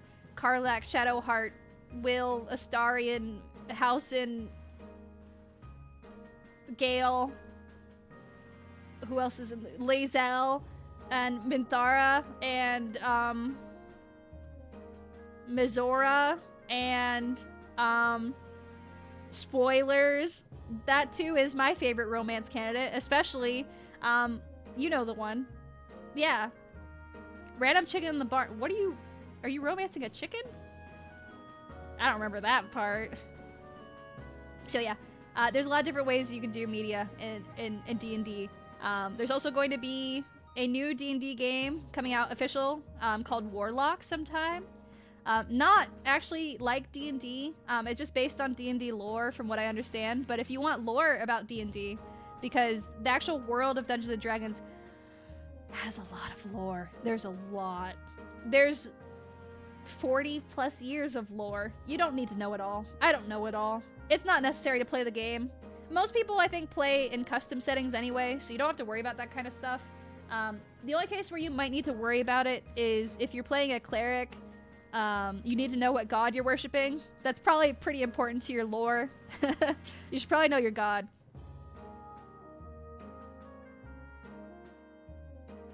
There are books. I think actually, did I save my photo? Let me see if I have it. Let me see. I took a photo of it. I might have to post it on the Discord later and Twitter because I was thinking about posting it. I have a 3-part series on Dritz de Erden, who is one character from D&D lore that I definitely know a lot about. But he's very, very important. He also is referenced, I think, in Baldur's Gate 3, if I remember correctly. I don't remember, but he was there. Outside of that, if you're talking about player books, there are actually books that you can use to learn more about D&D, like lore-wise. There are game books, so if you want to play a specific scenario that is canon, those are available as well. Fun fact, Baldur's Gate 3 is actually compliant with another game called Descent into Avernus, which is a scenario game, or I forget the exact term for it. Basically, it's a published D&D book where you play out the scenario of the city of... What was that called? You descend into Avernus, which is hell. And it's Elturel. Elturel is mentioned at the very beginning of Baldur's Gate 3. Descent into Avernus is technically the prequel to Baldur's Gate 3. Fun fact. Module, yes, thank you. Oh, yeah, Dritz. Let me spell out Dritz's name. Dritz is, I I don't even know how to spell it. It's like something like this. It's something like that. I don't know. He's a... What are those elves called? He's a drow elf. They live in the underground. It's crazy down there. If you ever visit D&D World, do not go to the Underdark. It's not meant for anyone to live down there. Yeah. Thank you. Shout out to my D&D players in the chat for giving me my fact checks. I don't remember how to play this game. I know I just gave a whole presentation explaining how I know how to play this game, but it's still hard to talk about. There's a lot to remember. So yeah, there are core books, there are supplementary, and partnered content. So if it's partnered, it's not technically officially made by the people who make D&D, but they had someone who they trust make content, and they're like, yeah, this sounds good. There's a lot of that. But as a beginner, just focus on the player's handbook right now. And then very basic scenario modules. Don't worry about the big stuff. You'll get there. I'll slowly hand feed you the content. You're like a horse, and I'm the horse girl holding my hand out with the apple, and you can take the apple from me if you want. If you want to be my friend in the D&D world. What kind of items are fun? Ooh, that's a good question. I don't really play with a lot of items for the most part. The one that's very, very popular. Do you know what tarot cards are? Yep, Fenrir knows what I'm talking about. There's something called the Deck of Many Things. It is a very, very important magic deck of cards, and it can kill you. It maybe. Accidentally. You don't really get to choose. I'm sorry. There's also a movable rod. You can press a button on a stick, and then the stick can no longer move. And if you are attached to the stick, you can no longer move. You may think this is not useful. It is actually very useful, especially in combat. The one thing I like about D&D, and there's probably other systems that have this as well, but with D&D, there's a lot of items you can get very creative with. Items that you may not think are useful have very, very niche but really cool uses if you know what you're doing. Same thing with spells. Especially if your DM allows you to be creative, you can use some spells in some crazy ways. For example, I was playing... This is more specific to a race, but there's a species called changeling, which basically they can change their self to look like whatever you want. They can be a human, they can be a dwarf. It's a very classic Fae example. I very politely asked my DM during a swimming race if I could use my changeling ability to give myself webbed hands and feet to give myself an edge in the race, and they said yes. Guess who won the race? This girl. I still love that guy. I miss my changeling, my little baby. You will maybe also get very attached to your D&D characters like I have. So if you do not want to have children, don't play D&D. I mean, if you don't want to have children, you can also play D&D. That is also a very solid way to prevent yourself from having children. But also, you will get very different kinds of children if you play D&D. They may not be real in the physical world, but they will be real in your heart. I have cried so much over D&D. It's bad. I have way too many emotions, but I did it, and people seem to like when I cry, so take that as you will. Alright, I need to drink tea. Do you have any more questions? I keep outing myself as a D&D player, and I'm gonna keep telling embarrassing stories.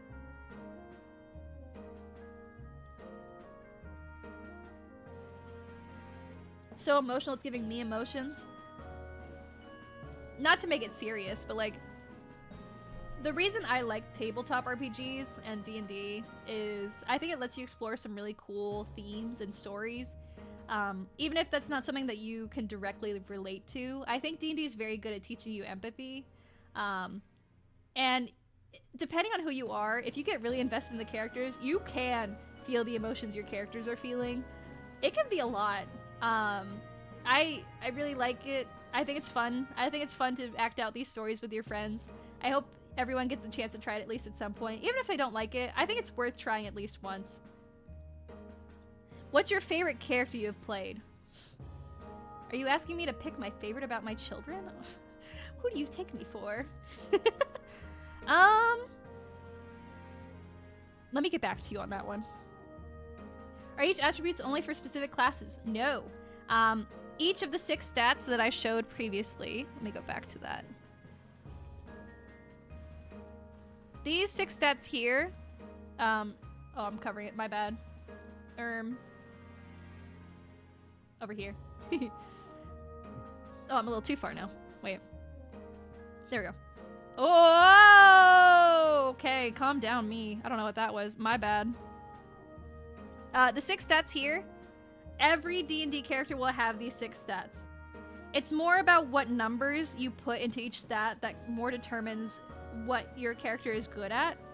But you don't have to put stats in the correct spot, quote unquote. You can play a barbarian who has like 8 strength, so they're really bad at hitting things, but they really, really like books and they really like talking, right? You don't have to stick to the rules. You may have a harder time in combat scenarios, so I don't recommend doing this if you're playing with a party that likes combat. But if you really like roleplay and figure out why your character is like that, do whatever you want. I've played many characters where this constitution stat, it's at 8. That is like the golden rule of what not to do. When you play D&D for combat, you do not remove constitution. Your constitution should basically be your 2nd highest stat. But I think that's lame. I don't think that's fun. So I like to play with negative constitution because I like ruining my life. Did my character die because of the low constitution? Maybe. But she got better. Cole may need help figuring out what. I would be happy to help people too. If you were in the Discord, always feel free to ask questions. I know there are people who really like D&D and they really like helping people, and I really like helping people, and I like D&D. I don't know if you can tell if I like D&D, but I think there would be a lot of people who'd be happy to show you how to play D&D. Maybe I'll also do a one-on-one. I don't know. I'm thinking about it. Something like that. The Riz Barbarian? You could, I mean, there is a certain charisma to being a barbarian. That's all I'll say. Anyway, my favorite child. I think this is a good example of how D&D characters can affect you. Let me go back here. I once again want to say I don't have a favorite child. I would never pick my favorites. But to give an example, there was one year I played 2 characters. I was allowed to do one character for part of the time and then another character for the other half. Both characters were worshippers of a god that did not believe in resurrection and was very focused on recording people after they died. It was very important that they record the people who died to make sure that there's a good record of who is alive and who is dead. Basically, they were census takers for dead people. They also, as characters, dealt with 2 very different sides of grief and handling death. This was also not a game where that was the main focus. That was not the main focus at all. But for me, I was kind of going through I don't want to say a dark time, but I was definitely dealing with dread of death. And I think playing those 2 characters with very different ideas of what happens after you die and how to deal with it helped me process my feelings about it as well. Because it is a tough job. You do have to go to people who have lost loved ones and then ask them, hey, I need to know everything about the person that just died. And sometimes it would be like rough. I would have to I actually had a in-character conflict with one character because they were resurrected and my character just did not believe in resurrection. They're like, dude, you gotta die again, which I thought was really funny. But it's kind of fun to play into scenarios like that, even if I don't necessarily agree with the characters themselves. How long is a typical D&D game?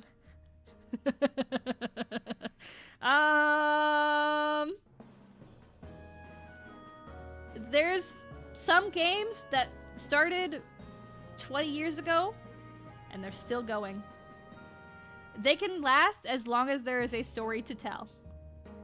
Most campaigns fizzle out, though. I can't say there's an exact time.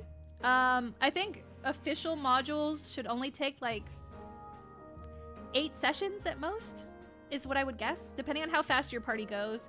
Modules are not meant to take too long. They're meant to tell a very strict story, and that's it. One-shots can be only one story. It lasts one session. There can be multi-shots that only last a couple years, things like that. Yeah, 20 years. I don't remember the exact like longest running one. I don't know if they keep track of it, but there's one that's still going. It's been going a while. I've been in one that lasted 6 years. Oh man, that's awesome though that you got to play for 6 years. I'm sad to hear that it ended. I'm sure having to get rid of a character, not get rid of, but like lose a character you've been with for that long is rough. But that's why you write fanfiction about your own characters, right? No? Just me? Oh. Anyway, any other questions?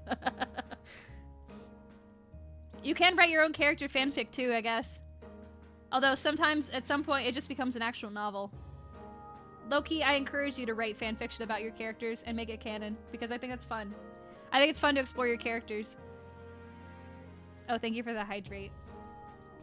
Now that I'm done doing the whole presentation, I feel a lot better. I feel like my voice sounds better, but maybe it doesn't.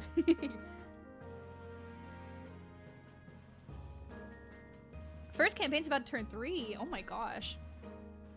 I don't think I've been in a campaign that long. So, I guess to give like more of a very brief idea of how my D&D experience is, I started in some one-shots, and then when I was the wizard cleric, that was my first campaign, quote-unquote. It lasted like 6 months, and then it fizzled out because people were not compatible, and no one really wanted to continue, so we stopped. And then I joined a West Marches campaign that changed out the lore every year, so that would always ever last like a year, and then we'd move on to a new setting. I was also invited to a couple campaigns as well. They all fizzled out. They never lasted more than a year. And then I played in a few official modules. In particular, I played Descent into Avernus was the main one I played. If I go back to... Let me go find the slide. If I go back here, let me get out of the way. As you can see, I have a couple scenario books. I have this one. I can't read the title from here, but I know which one it is. Waterdeep, I remember. I own Waterdeep. I also own Curse of Strahd, which is a very infamous scenario book. So I have those. I've never been able to play them before because I don't really have anyone to play them with in this current situation I'm in. But I do own them. I think it'd be cool to run one day, but I think also running in this kind of situation where it's a module is actually kind of harder for me than doing it like a homebrew sort of thing. What are your favorite TTRPGs? Ooh, I like that question. So, okay. Let me go back here. I gotta go back. Wait. Oh, there's our lovely chatter. Look at how gorgeous she is once again. Thank you, Celestial in Disguise, for this gorgeous art. I'm very, very happy with her. I think she is so cutieful. I love her a lot. Where's my books? There's my books. So, I can actually talk about basically every single TTRPG I've ever played. So, I played D&D. I love D&D. I don't like Pathfinder. If you like Pathfinder, it's okay. I understand. I will never understand, but I understand. I played Call of Cthulhu. Call of Cthulhu is basically, if you've heard of Lovecraftian horror, it's that, but what if it was a TTRPG? I played in a one-shot for that. Really fun. I like when all the characters died at the end. That's usually what happens in most Call of Cthulhu games, as far as I understand. I've also played in Kids on Brooms. I think I ran that. I don't know if I've ever played in it, but I played Kids on Brooms, which is basically you are kids at magic school, and you have magic abilities. It's very cute. It's very easy to get into. I've also played Monster Hearts, which is a scenario where you are a monster high schooler in high school, and you have a lot of feelings and a lot of bad feelings, and you're a monstrous. You're actually a monster. And it kind of requires you to give into that monstrous stuff, which I think is a very fun game. I think it requires a lot from its players too, so I would not recommend that as a first-time game. What other ones have I played? I played one, I forget the name of it now, but the idea was you are in a house. It's like a boarding house, and you play different characters each time. I can't remember the name of it, but it was very cool. There's some, like, I've only played once, and I can't remember, but there's a lot of TTRPGs out there. I played Honey Heist, which is one where you are a bear, and you're trying to steal, honey. That's the whole bit. It's a one-page RPG, very easy to pick up and put down. There's other ones, but I can't remember them off the top of my head. Those are the ones I thought of at first. Kids on Brooms is very similar to Harry Potter, except you can do whatever setting you want. It's not specific to one setting. I saw a message that I wanted to respond to. Boop, boop, boop, boop. Had a group that lasted a few months, but the DM hated staying on one story, so we had to create new characters for each story. Oh, that's kind of sad. Well, I mean, also it depends on the players and the DMs too. I think it's very important that the DM also have fun in these scenarios, because I know DMs can get burnt out very easily. If you have ever been a dungeon master, thank you for your hard work. I know how hard it is to be a dungeon master. I hope you get the chance to enjoy the things you love and your pillow is always cold. What'd you do in your Honey Heist game? It's been a long time since I played it, or rather, since I ran it. I think I basically made it so they had to go steal from a yacht, if I remember correctly. So they're different bears, they have different stats. They just like honey. I can't remember the exact details about it, but I might be able to link the Honey Heist page on the Discord after. I think it's free to watch, or free to play, if I remember correctly. I don't think I had to buy it. I don't remember. Oh my gosh, did you play Honey Heist Lyric Weaver? I think I was not very good at running Honey Heist, but I did run Honey Heist one time. Thank you to my burnt out DM. Shout out my burnout DMs. I burned out every time I run a D&D game, so I understand the pain. Hello. Yeah, so there's Honey Heist. I played a lot. I just can't remember them all. I have heard of Blades in the Dark. I haven't tried it though. That does remind me, I also played Lancer, which is, do you like mechas? Do you like Gundams? Do you like Evangelion? Do you like the future? Lancer, you get to pilot a giant mech, and you can make big parts out of it too. Very, very fun. I really love the character I played for that one. I miss her. I've never played Blades. I played some kind of cyberpunk setting. I don't know if it was exactly cyberpunk. Fun fact, cyberpunk is based off a TTRPG system. So if you like Cyberpunk 2077, you might like Cyberpunk the TTRPG. And then, I don't remember them all. There's not a mecha, well, okay.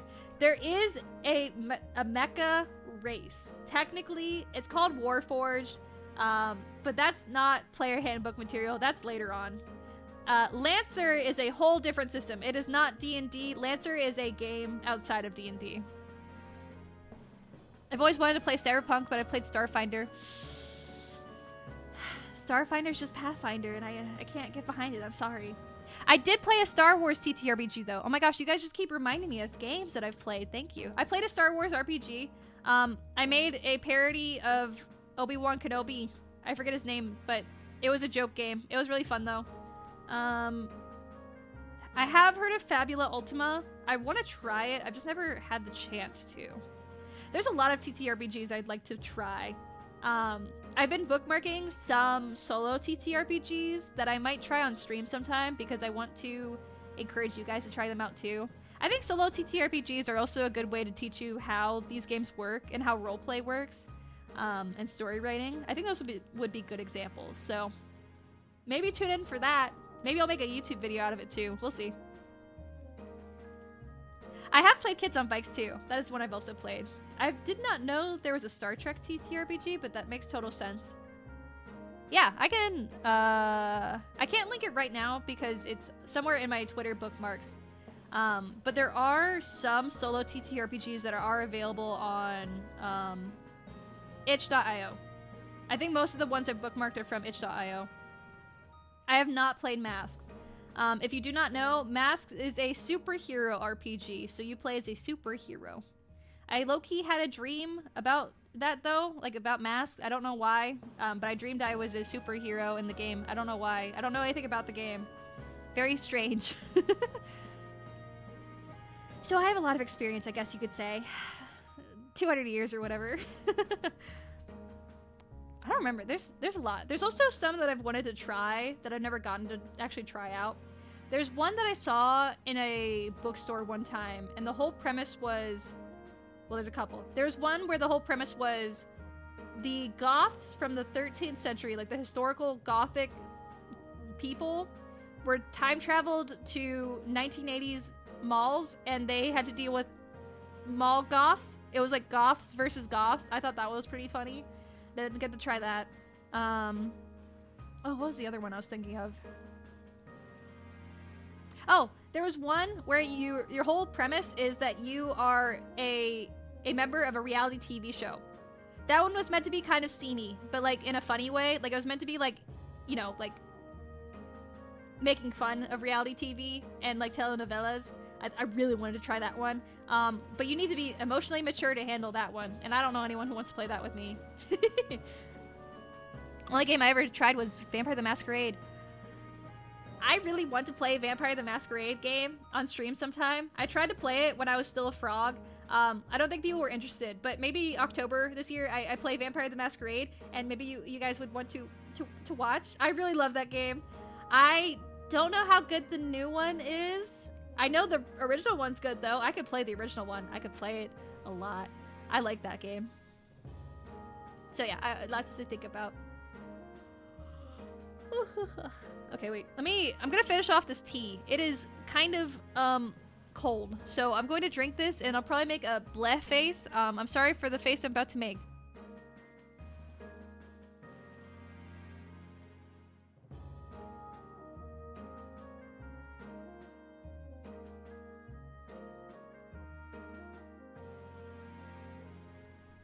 Yep. Not good. Good to play a soap opera. That's the thing, though, is some of these RPGs are kind of meant to cover mature themes, and they would not be good to stream on a platform. But I might be able to recommend them if I ever get to play them. I think that'd be funny. Anyway. Oh, Mask is teen superheroes who can somewhat control their powers. Oh, I thought it was adults. My bad. Lots of teen-related games. I think there's just something about the story of growing up.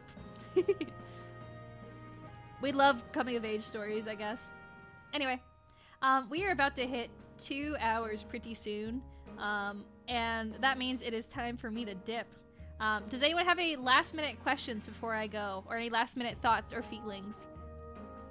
I want to make sure I answer everyone. And of course, once again, if you have a very specific question and you want to ask it, my server on Discord has people who love D&D, and they want to tell you how to play D&D.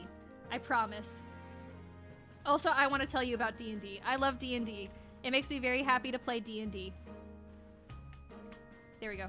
If you go on my card, which should be listed now on both Twitch and YouTube, my Discord does is on the card. Am I good at selling myself? Maybe, maybe not. I will say as one more thing, this is basically almost the end of my anniversary week. If you don't know, my streaming anniversary was on Monday.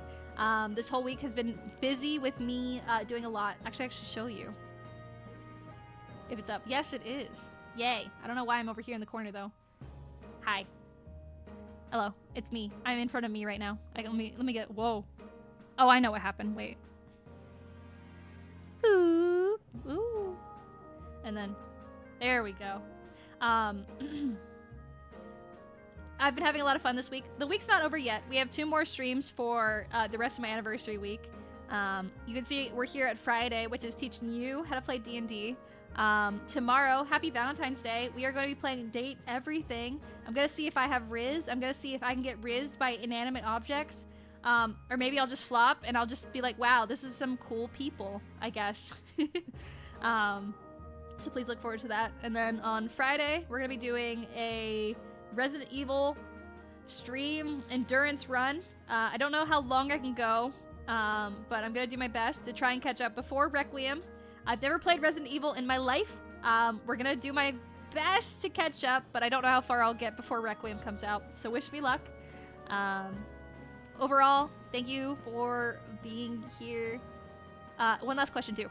What is the hardest tabletop you ever tried to get into? If you ever try to run Vampire the Masquerade, do not. Don't do it. It's too much. I promised someone like 5 years ago that I would run Vampire the Masquerade for them. I own the book now.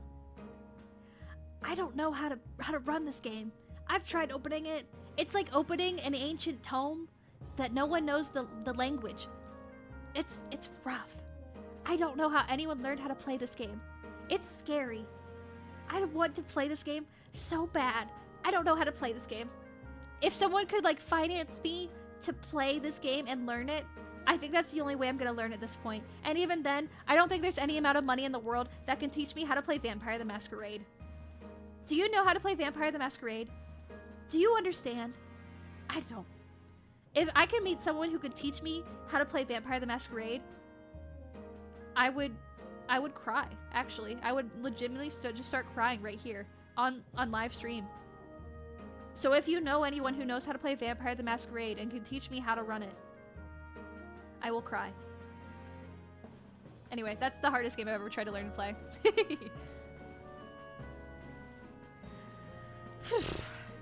So, all that being said, thank you for being here. I've had a really fun week. I'm pretty sure I've been unable to sleep very well this past week because I've been staying up late trying to teach people how to play and playing games on stream and getting ready for stream. But I think it's been worth it. I hope this year I can do a lot more. There's a lot of stuff that I want to do that I feel like I've never been able to get access to before as a streamer. Oh my gosh, hi Boomer. There's a lot I've wanted to do as a streamer, and I've never been given the chance. I hope this year is the year I get to do a lot of cool stuff and I get to share it with you guys. I already did singing. I did teaching D&D. I hope I can teach you how to see D&D in action. Hopefully I can run D&D for you. I hope I can show you guys how cool roleplay is. I hope I can show you all kinds of TTRPGs. I hope you can have a lot of fun with me. I just want to have fun with you guys too. That's my main thing. If I can teach you guys how TTRPGs work, if I can show you guys a community where you guys want to hang out and have fun, that is probably what I want more than anything. So if you have watched this whole time, whether or not you know D&D or you care about D&D, thank you for being here. Yeah. Also, very quick shout out to Boomer Crab. Thank you for the raid. I hope you had fun with Yakuza. We are finishing up, unfortunately, but it's so good to see you. I hope you had fun with Yakuza. Like the crash course, even if I know it all. Okay, good. I hope I was not too embarrassing and that I definitely said everything right and nothing wrong at all. That was my other thing, is I was like, oh my gosh, I'm gonna have people who actually know how D&D works, and they're gonna be like, this girl does not know what she's talking about. Has she ever played D&D before? I wanted to bring my stream to learn about D&D. It's okay, because the YouTube VOD will still be up, and the Twitch VOD will still be up. Unfortunately, we are ending now, but if you ever want to learn about TTRPGs, you can do that on this channel. Because I'm going to try and do more TTRPG content in the future. Because I want to be the TTRPG VTuber. And the roleplay VTuber. And the really cool VTuber that you guys like watching. And think is funny. And like listening to. Even though she talks too fast and yaps too much. And gets distracted. And is supposed to be ending stream right now. But now she feels a little awkward. So she's going to keep talking. Even though she was supposed to end a couple minutes ago. Anyway. I'm going to go now. It's time to hit the road. Let's all hit the road. I'm gonna rate us out on Twitch. I don't know about YouTube, so definitely stick around on Twitch. YouTube, I don't know if we're gonna raid, so stick around for that. I'll see you guys tomorrow, if that's okay. If you guys want to go on a date with date everything and me, I guess. Not that we're gonna go on a date, because I am not parasocial and I will not date you, but we can look at very pretty people together. Okay, I'm gonna go now. Goodbye. Bye. Bye-bye.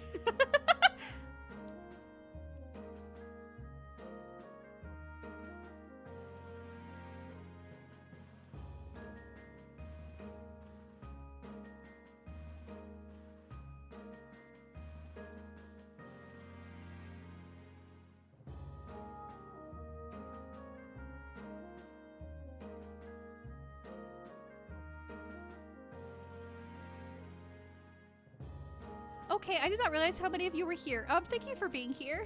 I did not realize. I'm low-key embarrassed now. Okay, goodbye. Bye.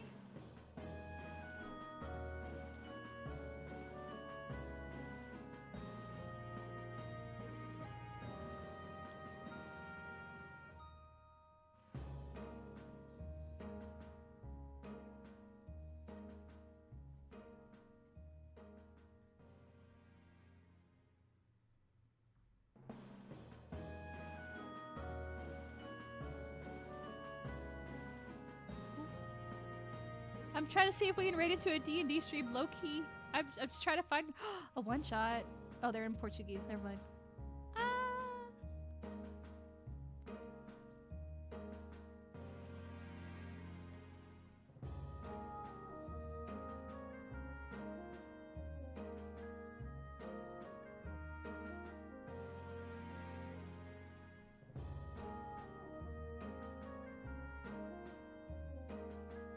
We're gonna raid into a really cool D&D game right now. Go be nice, go be kind. Make sure to do the raid. Yeah. Oh wait. Go learn how D&D works. Or TTRPGs. Go have fun.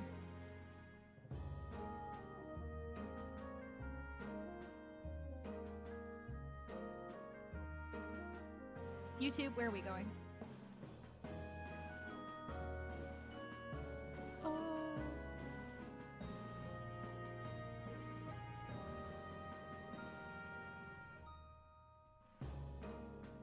Okay, you should be rating into a cool person on YouTube sites too. So, go have fun. Bye. See you later.